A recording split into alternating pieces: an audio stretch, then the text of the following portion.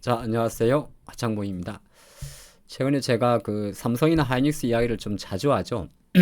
오늘도 삼성전자 이야기를 한번 해볼까 합니다. 오늘은 또 글로벌 IB 맥컬리가 삼성전자의 주가를 64,000원 정도로 목표가를 제시했습니다. 12만에서 64,000원. 한 목소리로 어렵다고 많이 이야기를 하는데 과연 뭐가 문제고 또 어떤 인사이트를 얻어가야 될지 한번 좀 딥하게 분석을 해봤습니다. 그 출발점은 결과부터 보면 HBM 아닐까요? 뭐 많은 분들이 잘 알고 있지만은 전 세계 HBM 반도체 메모리는 한국의 하이닉스와 삼성전자 그리고 이제 그런 말을 긋고 있는 마이크론이 23년도 기준으로 출발을 했는데 본격적으로 요게 좀 화두가 된 것 자체가 아마 제가 본다면 사건의 트리거가 뭐 과거를 분석하는 게 또 항상 또 미래를 우리가 예측하기 위해서 중요하기 때문에 지난 3월 달로 돌아갈 수가 있습니다. 예, 바로 3월 달에 하이닉스가 HBM3 양산을 했기 때문이죠. 팔단 말이죠. 그리고 나다 보니까 실제적으로 그 이후부터 이제 계속 시장에서 나왔던 거는 뭐 삼성전자의 큰 콜에서도 마찬가지고 삼성전자가 10월 달부터 HBM3를 개발을 한다. 그렇게 해서 상반기 1분기 삼성전자의 큰 콜에서 실제적으로 연내 빠르면 8단은 통과를 하고 12단까지 들어가지 않겠느냐 그런 그림으로 많은 그림들이 가져왔고 지금은 24년도 10월인데 하이닉스 같은 경우는 최근에 12단까지도 이제 최종 양산에 들어가는 준비를 하고 있죠. 그런 상황이고 삼성전자는 아직도 8단에 대해서도 결과가 나오지 않고 있다 보니까 여러 가지 복합적인 내용 자체도 일정 부분 두 기업의 주가 차이에서는 좀 차이가 있는데 제가 조금 이따가 후반부의 영상을 보겠습니다만은 사실 이것까지도 그렇게 아이러니하게도 두 개의 기업은 비슷한 궤적을 걷고 있기 때문에 아마 HBM 하나를 가지고 삼성은 된다 하이닉스는 안 된다 반대로 하이닉스는 되고 삼성 어렵다로 결론 짓기에는 반도체 메모리 전체에 대한 어떤 불확실성 자체가 글로벌 메모리 제조사의 발목을 잡고 있지 않나 그렇게 출발을 여는 게 좋을 것 같습니다. 자, 먼저 들어가 보도록 하죠. 제가 어떤 분석을 한번 해봤냐 하면 비교 분석을 잠깐 해봤어요. 이게 어떤 비교 분석이냐 하면 위 주가는 하나 기업의 주가는 파란색이 삼성전자고 약간 황색이 하이닉스 주가입니다. 거의 같이 움직이죠. 거의 같이 움직이는데 조금만 당겨보면 이제 하이닉스 주가가 아까 말씀드린 대로 작년도 한 23년도 그러니까 11월 달부터 반도체 메모리 쪽에서 매수가 들어와서 이렇게 우상향을 보인 거는 사실이고 그리고 아까 봤던 대로 3월 달부터 본격적으로 하이닉스가 같이 올라갑니다. 삼성도 물론 같이 올라갔죠. 두 결과는 기업은 결과적으로 동일한 힘으로 같이 상승을 했습니다.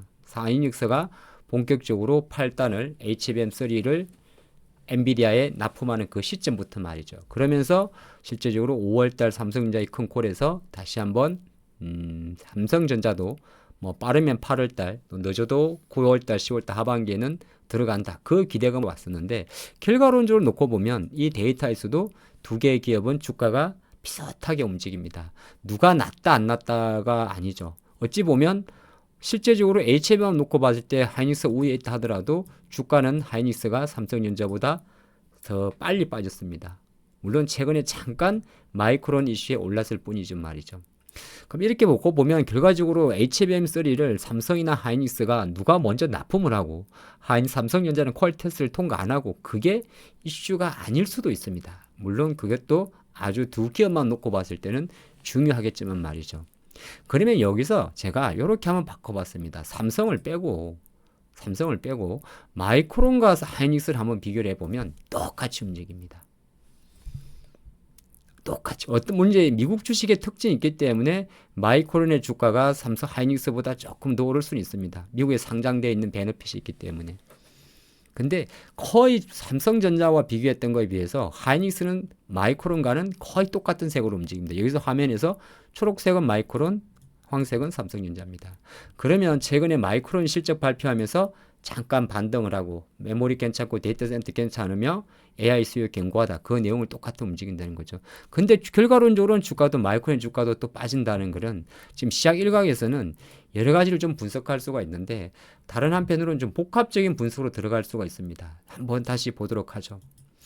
어떤 내용이냐면 일단 마이크론 주가를 가만히 보면 마이크론 주가도 실제적으로 주가 상승 탄력성은 하이닉스와 거의 계절 같이 하는데 주가의 출발점을 대략 23년도 기준으로 잡아보면 마이크론의 주가는 50달러에서 대략적으로 한 140달러까지 얼추 150달러까지 그러니까 우리가 2배 반이 오른 거죠. 100만 원짜리가 200만 원, 300만 원이 됐겠죠. 한 2배 반 정도가 오른 겁니다. 그리고 나서 지금 주가는 150달러에서 대략적으로 뭐 100달러까지 떨어졌으니까 퍼센테이지로 계산하게 되면 한 33% 정도 하락을 했네요. 어쨌든 150% 정도가 올랐고 동기간에 이제 하이닉스 같은 경우는 삼성전자부터 볼까요?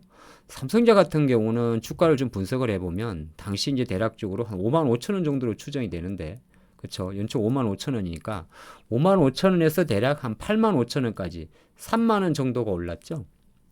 그러면 한 60% 정도가 될 것 같습니다. 대략 계산해 보면 그렇죠. 60% 정도 올랐으니까 오른 폭만 놓고 보게 되면 마이크론이나 이런 기업이 오른 것보다 절반밖에 오르지를 못했죠.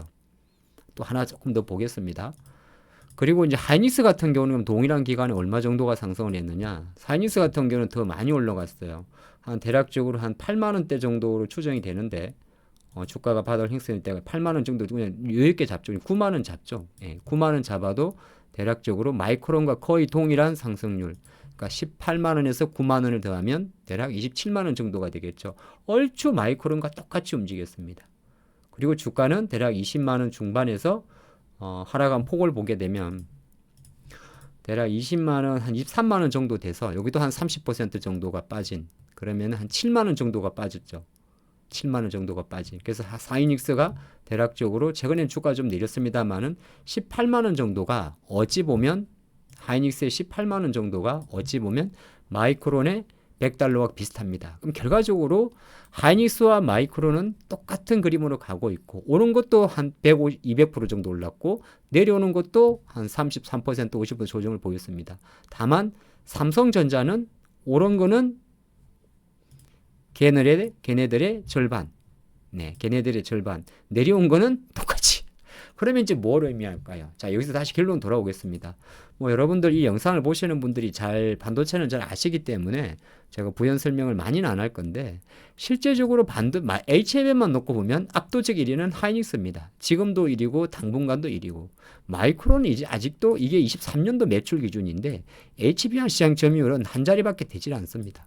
근데 두 기업의 주가는 거의 같은 식으로 움직였죠. 상승폭도 2배 정도. 100이 300까지. 그리고 하락폭은 300에서 한 200까지. 그렇죠. 근데 삼성전자 같은 경우는 어찌 보면 점유율 측면에서는 그렇게 많이 뒤처지는 게 아닌데 한편으로는 왜 많이 빠졌을까? 덜 오른 거는 어찌 보면 우리가 이해할 수 있습니다. 덜 오른 거는 아까도 좀 보게 되면 삼성의 주가는 덜 올랐어요. 그러니까 5만 5천 원짜리 주가가 8만 5천 원이면 물론 똑같이 움직이라는 법은 없어요. 시가총액이 3배 차이 나니까 돈이 많이 드는 거 그러겠죠. 돈. 예. 만약에 삼성전자가 똑같이 미국에 상장되어 있었다면 엔비디아처럼 그러지는 않았을 거예요. 어쨌든 상승하는 걸 놓고 보면 반밖에 못 올랐습니다. 그렇죠? 한 70% 올랐으니까. 오른 거는 반, 내려오는 건 더 많이 빠졌죠. 근데 이제 우리가 생각하는 거는 그럼에도 불구하고 이 기업의 주가가 아까 말씀드린 대로 본격적인 탄력을 받았던 그 시점이 아이러니하게도 어떤 시점? 하이닉스가 HBM3를 3월 달부터 납품한 그 시점이었거든요. 그러니까 이제 이 흐름 자체가 계속 이어져 왔고 중간중간에 자본들이 실제적으로 삼성전자 주가를 오히려 고점 기준으로 놓고 봤을 때는 조금 더 과하게 많이 뺐다고도 볼 수가 있습니다. 그러니까 기대가 있어서 시가총액 때문에 덜 올랐지만은 기대가 실망으로 가니까 빠지는 건 더 많이 빠져 있는 게 삼성전자의 주가 위치다 그렇게 볼 수도 있겠죠. 근데 이건 오늘 제 영상의 또 메인 핵심은 아니에요. 메인 핵심은 뭐냐? 어쩌면 이렇게도 볼 수가 있습니다. 최근에 외국인들은 연일 삼성전자를 9조 정도 팔았고 외국인들이 본격적으로 삼성전자 하이닉스에 매수가 들어온 건 대략 2, 3월 달 정도로 추정이 됩니다. 당시 우리나라 증시는 2024년 2월 달부터 거의 1월 말부터 정도인데 외국인의 폭격적인 매수가 들어왔습니다. 2월 달에 7조 8천억, 그 다음에 3월 달에 4조 4천억, 두 달에 걸쳐서 무려 12조라는 금액이 들어왔죠. 그래서 4월 달까지도 무려 3달 동안에 15조라는 금액을 매수를 했습니다. 여기에는 밸류업이란 큰 그림도 있었습니다만 조금 전에 살펴본 대로 삼성전자와 하이닉스가 있었죠. 그래서 6월달 고점을 찍기 전까지 외국인 투자가들은 올해 역대급으로 높은 24조 원에 매수를 했습니다. 이거는 대한민국 상장 이후 상반기 외국인 누적 순매수 1위 금액이었습니다. 그리고 지금 7월 중순 이후부터 정확히 7월 5일 이후부터 외국인들은 밀물듯이 썰물듯이 빠져나가는데 대략적으로 9월 말까지 해서 9월에 7조 9천억 원, 8월에 2조 8천억 원, 합산 대략적으로 11조 정도의 금액이 매도가 나갔습니다. 이때 아까 제가 말 15조 정도를 매수할 때 삼성 하이닉스는 11조가 아니었어요. 그때는 밸류업이 있었기 때문에. 그러면 지금 썰물 밀려 나가듯이 나가는 외국인 매도에는 1순위가 삼성전자라는 거죠. 자, 그러면 돌고 들어서 오늘 무슨 영상이 추리 찍는 것 같네요. 그러면 과연 앞으로 삼성전자의 미래는 뭘까? 제가 그래서 국내 몇 개 증권사들의 리포트를 한번 읽어봤습니다. 하나같이 한결같은 목소리인데요. 잠깐 보고 올까요? 잠깐 옆으로 세울게요. 이 이야기를 하기 앞서가지고 가장 중요한 거는 엔비디아와의 삼성전자는 굳이 지금 수준에서는 연결할 필요는 없습니다. 그 이유는 뭐냐 하면 엔비디아 주가라든지 조금 전에 봤던 대만의 TSMC 주가는 거의 지금 같은 궤적과는 별도로 움직입니다. 얘는 메모리 쪽이 아니라서 그렇죠. 그럼 돌고 돌면 시장에서 모든 사람들이 말하는 그 삼성이나 하이닉스의 현재 약세는 HBM 강풍에 대한 어떤 이 이미지 자체가 꼭 엔비디아 주가라든지 AMD 주가라 이런 게 못 가서가 아니라 걔네들이 못 가는 건 아니에요. 사람 보는 관점에 따라 다릅니다만 치고 가던 게 멈춘 거지 누가 현재 수준에서 엔비디아의 주가가 꺾였다 하겠습니까? 물론 여러분이 할 수 있을지 모르겠습니다만은 보는 관점에 따라 많은 차이가 있습니다. 140달러 갔던 게 117달러면 최소한 고점 대비 30%, 20%, 190달러 밑으로 내려가지 않는 이상 엔비디아도 마찬가지고 대만의 TSMC도 마찬가지입니다. 대만의 TSMC도 보시면 역사적 고점에서 물론 대만 TSMC 조금 많이 내려가겠지만 역사적 고점 190달러에서 하이 보면은 여기 안 나오나요? 193달러죠. 예, 52주 최고가가 193달러. 193달러에서 20달러 정도면은 끼케야 10% 정도 빠진 겁니다. 근데 우리 삼성, 하이닉스, 마이크론 같은 경우는 40%가 빠졌죠. 그러니까 쉽게 말해서 AI 반도체에 대해서는 거든 의문도 없어요. 근데 국내 기관들 몇 가지를 보겠습니다. 자, 이거는 키움증권의 보고서인데 다른 거 다 빼고 이렇게 한번 보시죠. 자, 국내 기관이 바라본 입장에서는 이렇게 이야기를 합니다. 다양하게 공통점이 몇 개 있는데요. 최근에 기관들도 매도 리포트를 많이 쓰는데 HBM3의 양산 검증이 지연되고 있다. 삼성전자 이야기죠. 자, 그런데 희망을 줍니다. 25년도는 여전히 수요가 초과될 것이다. 그러니까 HBM의 로스를 감안해도 실질적인 캐파시티 증가율은 최근 3년 동안 3%, 2%밖에 되지 않았지만은 9%까지 올라갈 것이다. 그래서 디램의 설비 과잉 투자는 산업 투자는 과하다고 볼 수가 없다.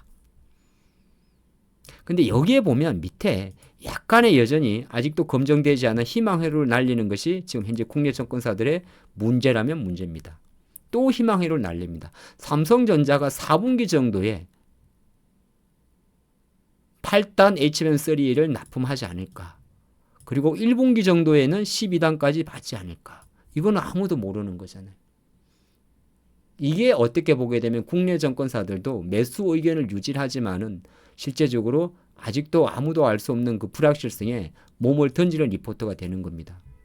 또 다른 회사의 리포트를 하나 보겠습니다. 이 회사는 9월 말에 나온 건데 오케이.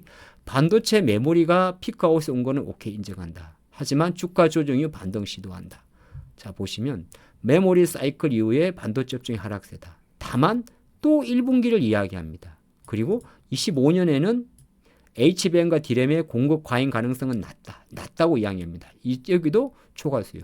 근데 AI 수요는 확대되고 DDR5 전환, 그리고 PC OEM사들의 반도체 재고 조정 위에 반등 예상. 우리가 말한 델 컴퓨터를 말하는 거죠.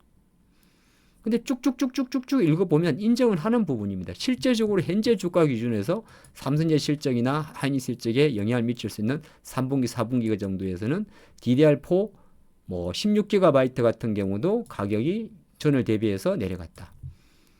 DDR5 같은 거, 4보다 비싼 5 같은 경우도 16GB 같은 경우는 4% 내려갔다. 자, 이렇게 이야기를 합니다. 밸류에이션이 낮아졌다. 애매하죠. 이게 마이크론 실적 발표 전에 리포트인데 마이크론이 괜찮은 가이던스를 발표한다면 조정이 있을 수 있으나 부진한 게 아니라 잘 나왔죠. 근데 결과론으로 어떻게 됐습니까? 똑같죠. 그러니까 뭐 어떤 말, 무슨 말이냐? 현재 기관들은 여기도 나와 있는 거 마찬가지로 10월달 예정된 삼성의 3분기 영업이익을 무려 10조, 13조 정도에서 무려 3, 4조로 날려버렸습니다. 이 3, 4조가 어느 정도냐 하면요. 애들 말장난 같지만은 실제적으로 삼성전자가 우리가 이런 반도체 이야기인데 그 스마트폰 이야기하죠. 스마트폰 이야기할 때 DX 사업부 말하는데 그거 한 개 분기 거의 잘 나올 때 영업이익 정도입니다. 근데 물론 여기에는 지금 현재 시장에서는 이런 건 없잖아 있어요. 10조 정도로 내려간다 하더라도 그 이유가 성과급 충당이 좀 있어서 일회성 비용이 발생했고 또 재고평가 손실 충당금이 한익 규모가 축소됐다. 이거는 뭐였냐면 이게 되게 중요한 이야기인데 다 중요하지만요. 삼성전자가 지난 2분기에 9조 정도의 컨센이었는데 10조가 넘은 그 실적이 나왔었죠. 그때가 뭐였냐면 재고평가 손실 충당금 한입이었습니다. 그게 뭐냐면 반도체가 지난 23년도에 메모리 재고 조정을 하면서 디램이나 낸드의 가격이 일시적으로 올랐죠. 그게 오르다 보니까 그 이전에 이제 평가 손실인 건 뭐냐면 밖으로 나가지 않고 재고가 쌓여 있는 것에 대한 현재 시점의 가격 평가를 말하는데 실제적으로 계속 반도체 가격이 내려갔으니 갖고 있는 재고에 대해서 마이너스 처리를 하고 있었을 겁니다. 그래서 일정 부분 기업의 회계 기준상 과거 발생하는 손실에 대해서 충당금이란 명목으로 돈을 먼저 계산을 비용을 처리하게 됩니다. 근데 그 마이너스가 가격이 올라서 충당금 자체가 감소한 효과가 되면 그게 고스란히 이익으로 환입되는 효과가 있습니다. 회계적 장난을 말하는 거죠. 그러니까 이것만 놓고 보면 또 중요한데 어느 정도 메모리 가격의 상승세가 꺾인 것도 우리가 인정을 하지만은 다른 한편으로는 10.3조에서 14조에서 13조 4조에서 10조로 됐다고 해서 메모리 가격이 뭐 갑자기 막 30%가 내려간 거는 아니라는 겁니다. 예, 그걸 생각하게 되면 아마 제가 판단할 때는 그 부분을 좀 강조한 것 같고 하나만 더 보겠습니다. 이거는 또 9월 26일째 SK증권에서 이야기하는데 여기도 지금 약간 장밋빛 희망을 날리고 계시거든요. 초과 공급 가시성은 제한적이다. 지금 왜냐면 시장에서는 HBM이 공급 초과 이야기를 많이 한단 말이죠. 그거는 이제 전방 산업이 두어도 그랬는데, 근데 사실은 그거 자체를 최근에 물론 이제 아직 엔비디아의 컨콜까지는 안 넘어갔습니다. 아직 시간이 좀 남아 있겠지만은 8월이니까 11월 달 정도 하겠네요. 그렇죠? 근데 실제적으로 시장 우려에서는 24년도 같은 경우는 수요가 공급을 초과하는 초과 공급, 초과 수요가 있는데 지금 이 증권사에서는 25년도도 회색 그래프입니다.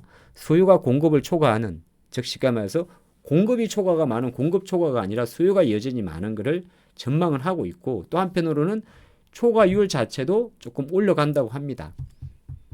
네, 폭을 말하는 거죠. 그런 관점에서 놓고 봤을 때는 어느 정도 꺾이지 않는다고 이야기를 하는데 여기 증권사도 어느 정도 여러 가지 가능성은 좋긴 좋습니다만은 사실 수요에 대해서는 희망을 날렸고 지금 당장을 놓고 봤을 때는 지금 당장을 놓고 봐서는 조금은 쓸데없는 그냥 희망을 던진 게 있습니다.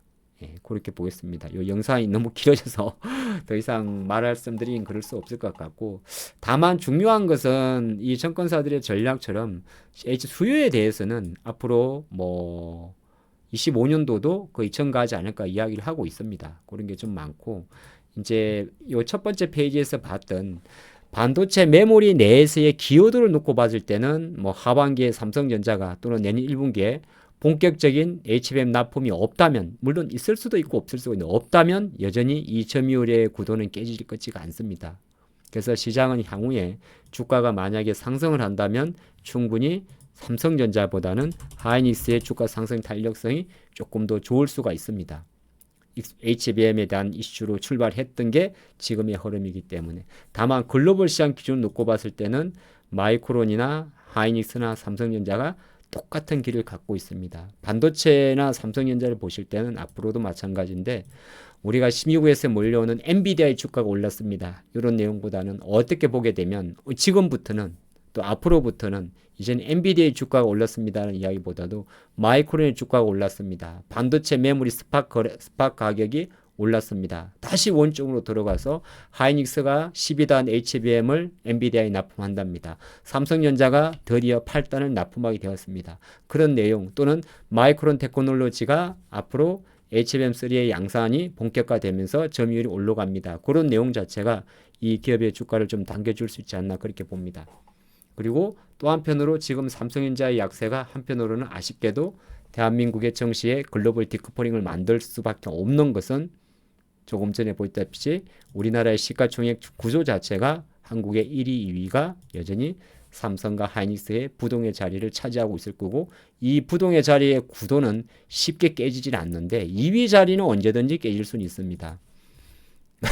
너무 그런 거지. 하여튼 1위 자리는 부동의 자리를 깨지지 않기 때문에 결과적으로 한국 주식을 투자하시는 분들은 본의 아니게 내가 삼성전자나 하이닉스를 보지 않는다 하더라도 우리나라 시장 특성 자체가 주가 지수가 밀리면 내 종목이 밀리기 때문에 그런 것까지 염두하면서 보시면 좋을 것 같고 또 다른 한편으로는 뭐 이런 흐름 자체가 딱 사후적 데이터가 된다고 하더라도 외국인의 주식 매도 자체가 최소한 삼성이든 하이닉스에서 공격적인 매도세가 진정되는 것이 우리가 단순하게 5만 전자, 6만 전자, 7만 전자, 삼성전자 역사적 밸류 저점 그것보다 중요한 내용이 될 것 같습니다.